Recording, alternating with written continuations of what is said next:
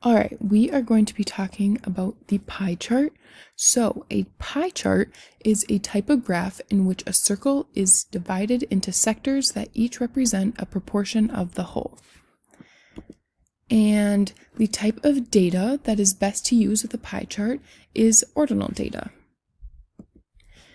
All right, here is our problem we are going to do to show you how to set up a pie chart and how to find each piece of the pie.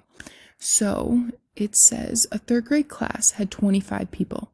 Each student reported on which type of pet they had, if any.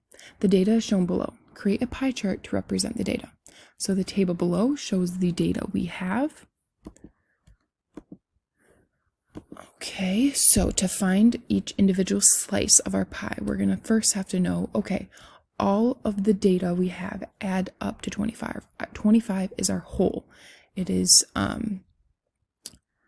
it's the whole. So first, to figure out the percentages for the categories, we are going to do that right now. I'm going to show you, and then we are first going to start with dog as our example. So to start off, 7 is the amount of students that have a dog and over our 25. So we're going to put 7 over 25 to make 7 divided by 25.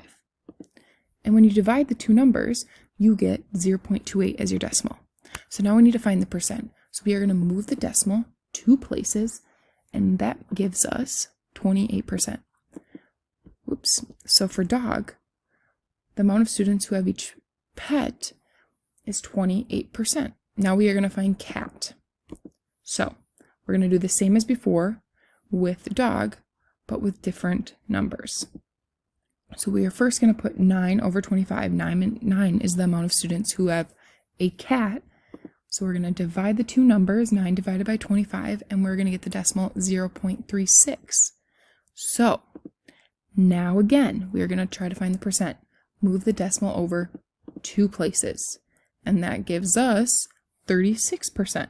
So the amount of students who have a cat is 36%, and dog is 28%.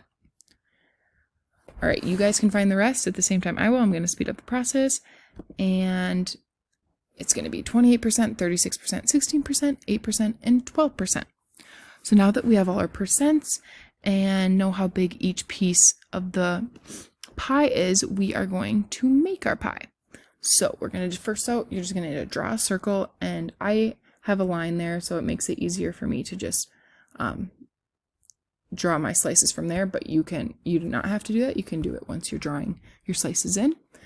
And now that we have our circle, you are going to look at your percents and draw them in. So for dog, it's 28%, and I know 28% is just over 25%, which is 1/4 of a circle. So we're just going to go slightly over, and you get your line right there.